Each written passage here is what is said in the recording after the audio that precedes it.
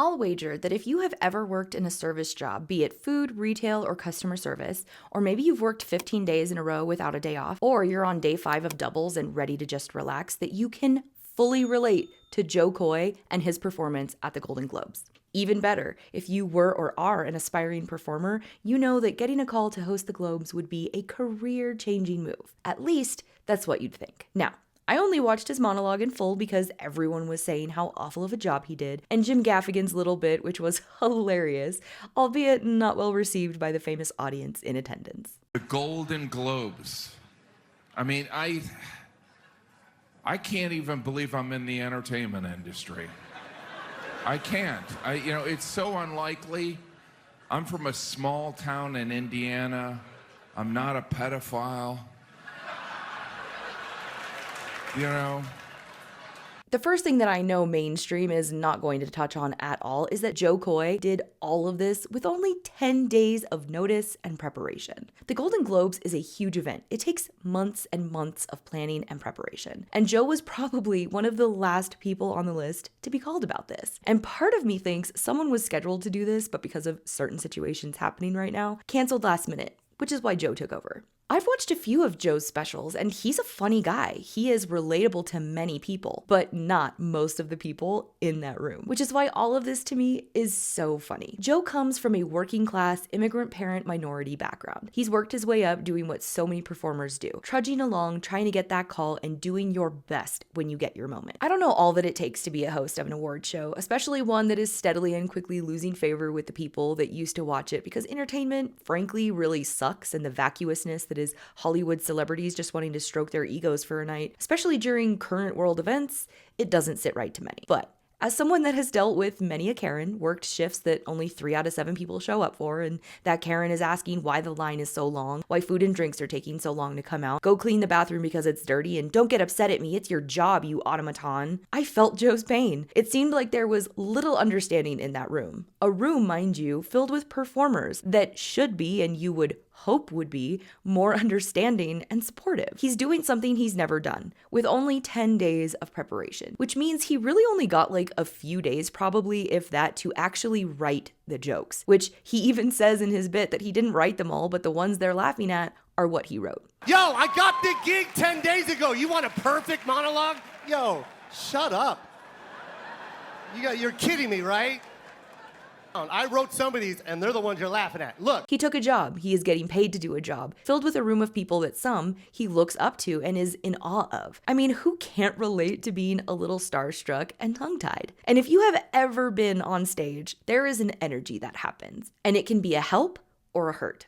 And I think that because Jo, to so many people in that room, was an unknown, they didn't know what to make of him. And while he spent time to get to know some of their work, they had no idea and did not do any homework for themselves on who he is and what kind of a comedian he is, and most importantly, who he appeals to. He appeals to the everyday person. Those people in that room are not everyday people. They are elites living in a completely different world, and it became obvious throughout the monologue, as there were some people that found it hilarious and others that seemed to either be missing the point he was making or were offended by what he was saying. And that seems to be something that so many people keep forgetting. Comedians are shit disturbers. They are going to say things people say in the background right out loud in front of you. So, while so many people are saying that Jo bombed and got booed, which I still haven't heard in any of the clips shared and didn't hear in the full 10-minute monologue, I think Jo killed it under the circumstances. 10 days of preparation for such an event.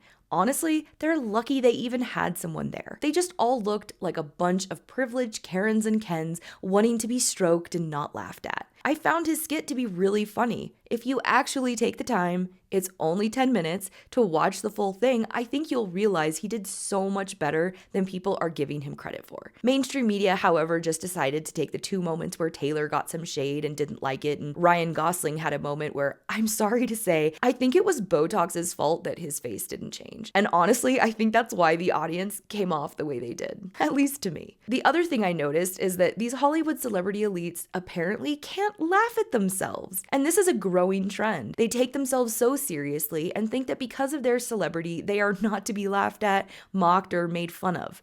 ever. His quip about the Barbie movie sure got Greta all uppity, and it's like, seriously? I watched that movie and still question a bit of it because it's not what I think the majority thinks it is, but that's just me and my weirdness. Which is why I appreciated Joe's quick little slam of the movie. I mean, seriously, they couldn't cut him some slack, put themselves in his shoes, and see that he was doing his absolute best? Come on. I'm not going to say it was a perfect performance, but I think under the circumstances, and as I said, if you have ever worked in a service job where it's your job to essentially perform for people and do your best to give them an experience, I think you could relate.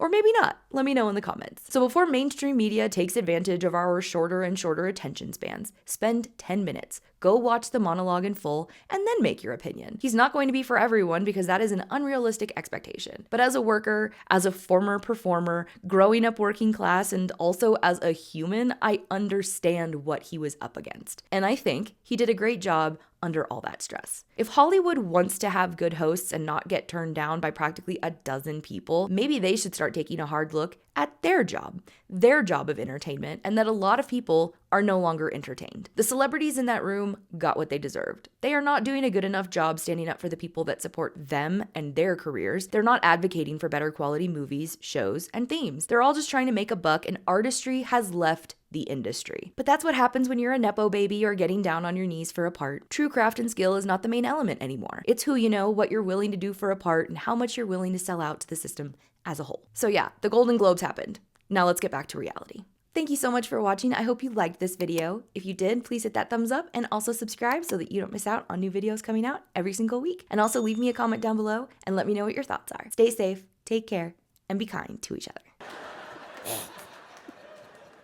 Some I wrote, some other people wrote. Robert De Niro's here.